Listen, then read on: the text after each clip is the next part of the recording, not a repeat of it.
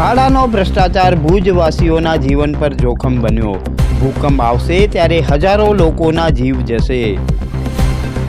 ભાડાના ભ્રષ્ટ બાબુઓ પત્રકારોથી ભાગી રહ્યા છે।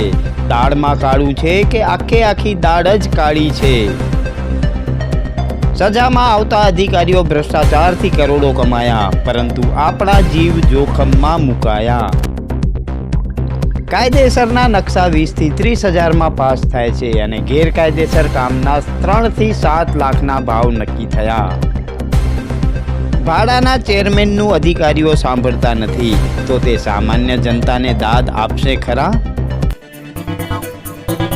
નમસ્કાર, આવાજ જનતા કી માંથી હું દતેશ ભાવસાર આપનું સ્વાગત કરું છું। કચ્છ જિલ્લો એ ભૂકંપ સેસ્મિક ઝોન 5 માં આવતો હોવાથી કચ્છ જિલ્લામાં બાંધકામ માટેના અનેક નિયમો ઘડવામાં આવ્યા છે। એ નિયમો એટલા માટે ઘડવામાં આવ્યા છે કે સમયાંતરે કચ્છમાં ભૂકંપ આવતો હોય છે અને ભૂકંપથી લોકોનો જાનમાલનો ખૂબ જ ઓછો નુકસાન થાય તેવા પ્રકારના બાંધકામો કરવાના હોય છે, પરંતુ ભ્રષ્ટ ભાડાનું તંત્ર તે બાંધકામ અંગે કોઈ જ નિયમોનું પાલન કરાવતું નથી। પરિણામ સ્વરૂપે આજે ભુજ શહેરમાં એટલા કેવાય બાંધકામો છે, કેટલાય બાંધકામો છે જે નિયમ વિરુદ્ધના છે અને જે નિયમ પ્રમાણેના બાંધકામો કરવાના હોય છે તે બાંધકામોમાં ભાડા 20-20 હજાર ને 30-30 હજાર રૂપિયાની કટકી કરતો હોય છે। એન્જિનિયરોના મારફતે તે રૂપિયા લેવામાં આવે છે અને તમારું કાયદેસરનું બાંધકામ હોય, મકાનનું કાયદેસરનું બાંધકામ હોય, તેના નકશા પાસ કરાવવાના પણ રૂપિયા આપવાના હોય છે। હવે આ પરિસ્થિતિનું નિર્માણ કાર્ય ક્યારે થયું છે? કચ્છ જિલ્લો એ આમ જોઈએ તો સરકારી તંત્રો માટે શિક્ષાનો જિલ્લો બની ગયો છે। કચ્છ જિલ્લામાં આવતા જે કર્મચારીઓ છે, તમામ કર્મચારીઓ સજાના ભાગરૂપે અહીં આવતા હોય છે, એટલે તેમણે જે તે જગ્યાએ સારું કામ ન કર્યું હોય અથવા તો તે ભ્રષ્ટાચારમાં આવી ગયા હોય અથવા તો તેઓની અનેક રાવો હોય, ફરિયાદો હોય, તેવા લોકોને સજાના ભાગરૂપે કચ્છમાં મૂકી દેવામાં આવે છે। હવે તમે વિચાર કરો કે તે જગ્યાએ તેમણે કામ નથી કર્યું અને કચ્છમાં આવીને તેઓ કામ કરશે તેવું મને દૂર દૂર સુધી ક્યાંય દેખાતું નથી અને તેના અનેક ઉદાહરણો આપણે કચ્છ જિલ્લામાં જોયા છે। રાજકોટ ગેમ ઝોનની જે દુર્ઘટના ઘટી હતી ત્યારબાદ કચ્છ જિલ્લામાં અને ભુજ શહેરમાં ખાસ કરીને એવા કેટલાય બાંધકામો હતા જેના બેઝમેન્ટના ગેરકાયદેસર ઉપયોગ થઈ રહ્યા હતા। તેની અનેકો ફરિયાદો કરવામાં આવેલી હતી, પરંતુ ભ્રષ્ટ ભાડાના તંત્રએ તે ફરિયાદો સંદર્ભે કામકાજ કરવાને બદલે ગૃહના નિયમો હેઠળ એ તમામ ગેરકાયદેસર બાંધકામોને કાયમી કરી દીધા। એટલે તમે વિચારો કે આ ભાડાનો જે ભ્રષ્ટ તંત્ર છે, ભાડાના જે ભ્રષ્ટ અધિકારીઓ છે, તે અધિકારીઓ ભુજ અને કચ્છના લોકો માટે શું કરી રહ્યા છે?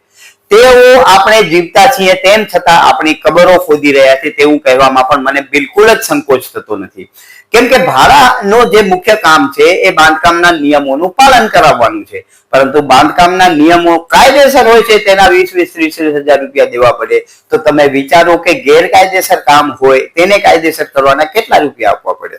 જે આ બેઝમેન્ટની હું ફરિયાદોની વાત કરું છું તે ફરિયાદો લગભગ 30 થી 35 જેટલી ફરિયાદો હતી અને તે તમામ લોકોને ગૃહના નિયમો હેઠળ કાયમી કરી દેવામાં આવ્યા। એટલે કે આપણા લોકોના જીવના ઉપર જે જોખમ ઊભું કર્યું છે તે જોખમને કાયદેસર કરી દેવામાં આવ્યું છે। હવે એ બેઝમેન્ટમાં કેટલીય હોસ્પિટલો ચાલે છે, એ બેઝમેન્ટમાં ડાઇનિંગ હોલ ચાલે છે, તે બેઝમેન્ટમાં લગ્નમાં મોટા જે હોલ બનેલા છે તે ચાલે છે, તે બેઝમેન્ટમાં જીમ ચાલે છે, તે બેઝમેન્ટમાં મોટા શોરૂમો ચાલે છે। તે બધે જગ્યાએ ભાડાના અધિકારીઓ જે તેમણે મુલાકાતો લીધી છે અને તેમ સૂચનો આપીને કેમ કાયદેસર થઈ શકે તેની બધે જ યોજનાઓ ભાડાના અધિકારીઓએ કરી દીધી છે।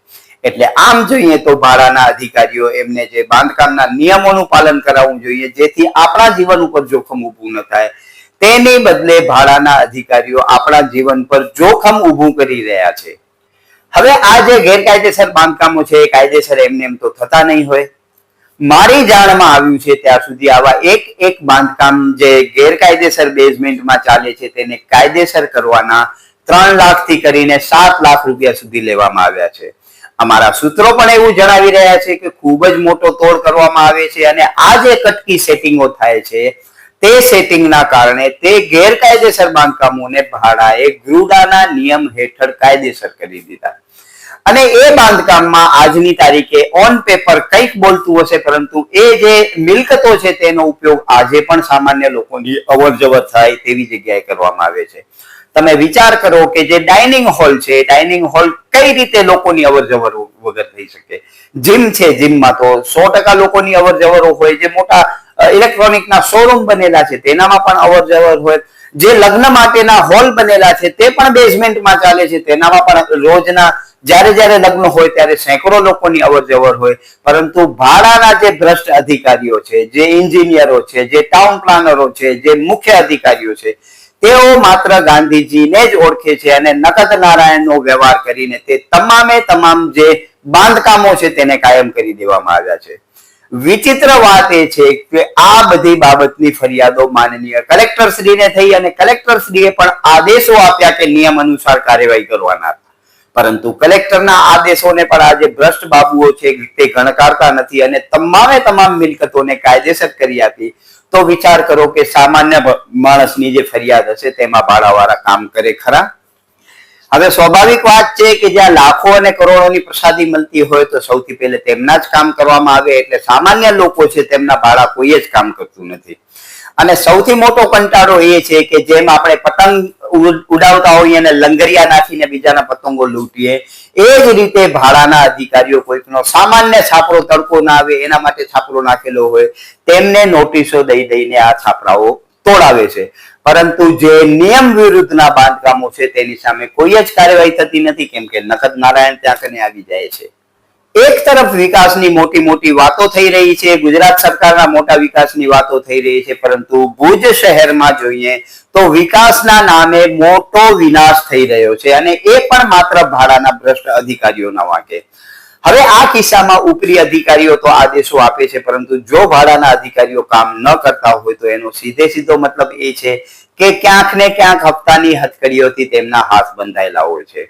રૂટીનમાં હપ્તાઓ આપતા હોય છે જે ભાડાના માન્ય એન્જિનિયરો હોય છે, તેમના માધ્યમથી તેમને મળતા હોય છે અને આવા જે ગેરકાયદેસર બાંધકામ છે તેનામાં પણ 3-3 લાખથી કરીને 7-7 લાખ રૂપિયા સુધીના સેટિંગો કરી અને ભાડાના અધિકારીઓ આંખ આડા કાન કરે છે.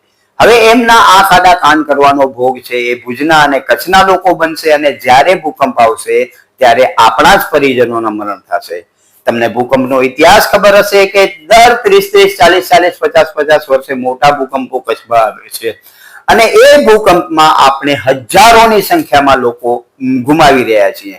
એ મારા પરિજન પણ હોઈ શકે છે, તમારા પરિજન પણ હોઈ શકે છે, પરંતુ ભાડામાં અત્યારે જે નોકરી કરતા કર્મચારીઓ અધિકારીઓ છે તે અધિકારીઓ થોડા જ સમયમાં બદલી થઈને જતા રહેશે, એટલે એમને કોઈ જ નુકસાન નથી થવાનું. સીધો એ તમામ નુકસાન મારી અને તમારી પેઢીઓને થવાનું છે. એટલે જે સજામાં આવેલા અધિકારીઓ છે, જે ભ્રષ્ટ અધિકારીઓ છે, તે અધિકારીઓ આપણા જીવના ભોગે પૈસા કમાઈ રહ્યા છે અને નુકસાન તેનું આપણી આવનારી પેઢીને થવાનું છે.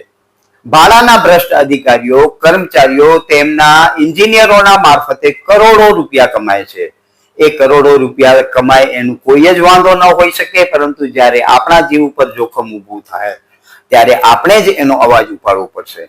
અને આ પરિસ્થિતિમાં જો આપણે એમ માનતા હોઈએ કે આવા ભ્રષ્ટ બાબુઓ આપણા માટે કામગીરી કરશે તો આપણે પોતાને જ છેતરી રહ્યા છીએ, કેમ કે આ બાબુઓ કચ્છ જિલ્લામાં સજામાં આવ્યા હોવાથી માત્ર પૈસા જ કમાવા માટે આવ્યા છે અને તેઓને આપણા જીવનની કોઈ જ કિંમત નથી તેવું પણ મને સુનિશ્ચિત લાગે છે.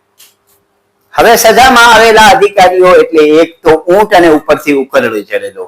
તેમના જિલ્લાઓમાં તેમને જ્યારે કામ ન કર્યું હોય ત્યારે સજાના ભાગરૂપે કચ્છમાં મોકલાવેલા હોય, એટલે ત્યાંથી જ તેઓ ભ્રષ્ટાચાર ગળસુથીમાં લઈને આવ્યા છે અને અહીં આવીને તો દિવસે ડબલ અને રાત્રે 4 ગણો ભ્રષ્ટાચાર કર્યા છે.